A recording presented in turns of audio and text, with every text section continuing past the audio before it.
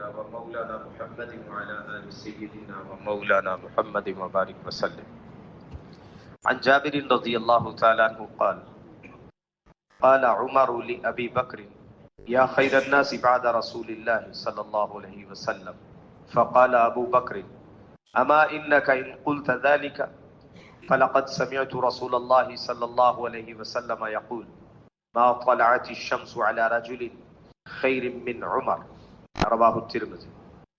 حضرت سیدنا جابر رضی اللہ تعالیٰ عنہ بیان کرتے ہیں کہ حضرت عمر رضی اللہ تعالیٰ عنہ نے حضرت ابو بکر صدیق کو مخاطب کیا اور مخاطب کرتے ہوئے کہا اے وہ آدمی جو رسول اللہ صلی اللہ علیہ وسلم کے بعد سب لوگوں سے زیادہ افضل ہے، یعنی نبی صلی اللہ علیہ وسلم کے دنیا سے جانے کے بعد جو اتنے بھی لوگ ہیں ان میں سب سے افضل تم ہی ہو. حضرت ابو بکر رضی اللہ تعالیٰ عنہ نے جواب دیا کہ عمر تم نے تو یہ بات کی ہے، تم مجھے بہترین آدمی قرار دے رہے ہو، جبکہ میں نے تمہارے بارے میں اللہ کے نبی صلی اللہ علیہ وسلم سے یہ بات سنی ہے کہ جتنی چیزوں پہ بھی سورج طلوع ہوتا ہے یعنی تمام چیزیں مراد ہیں.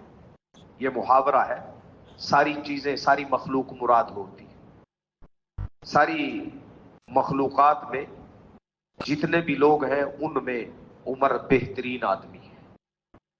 یعنی حضرت ابو بکر رضی اللہ تعالیٰ عنہ کی عاجزی اور کھلے دل سے اعتراف کرنا کہ اگر تم مجھے خیر الناس کے لقب سے یاد کر رہے ہو لیکن تمہارے بارے میں تو میں نے خود اللہ کے نبی سے سنا ہے کہ آپ نے تمہیں سارے لوگوں سے زیادہ بہتر انسان قرار دیا ہے.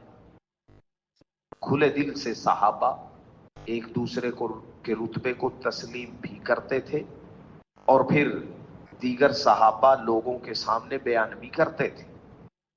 ایسا نہیں کہ کسی کی تعریف ہوئی اور اس کو پی گئے، یا کسی کی تعریف ہوئی تو خود اس کی ہاں میں ہاں بھی نہ ملائی، بلکہ صحابہ کا طرز عمل یہ جو تعریف کے قابل ہے، جس کی جو تعریف ہوئی پوری دیانتداری سے بیان کیا کرتے تھے.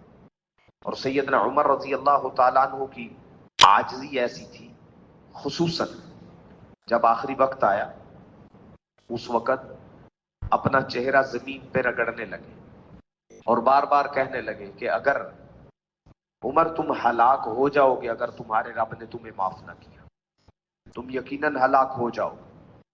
اللہ رب العزت ایسی ہی عاجزی ایسی ہی دیانت جیسی صحابہ میں تھی، ہم سب کو بھی نصیب فرمائے. اس میں کوئی شک نہیں کہ رب تعالی جل شانہ نے اپنے محبوب پاک حضرت محمد رسول اللہ صلی اللہ علیہ وآلہ وسلم کی مصاحبت کے لیے ایسے ہی کمال کے لوگ چنے تھے کہ ان کی ہر خوبی، ان کی ہر صفت ایسی کمال کی تھی کہ وہ رہتی دنیا تک مثال ہی نہیں بلکہ ان کے جیسی مثال کو لانا ہی مشکل ہے. اللہ کریم جل شانہ ان پاک نفوس کی ہمیں قدر دانی کی توفیق عطا فرمائے، ان کا احترام اور محبت ہمارے دل میں پیدا فرمائے اور ان کی کامل اتباع کی توفیق عطا فرمائے تو ہماری دنیا بھی بن جائے اور آخرت بھی بن جائے. اب تک کے لیے اتنا ہی، انشاءاللہ ملتے ہیں اگلی ویڈیو میں. تب تک کے لیے اللہ حافظ. السلام علیکم ورحمۃ اللہ وبرکاتہ.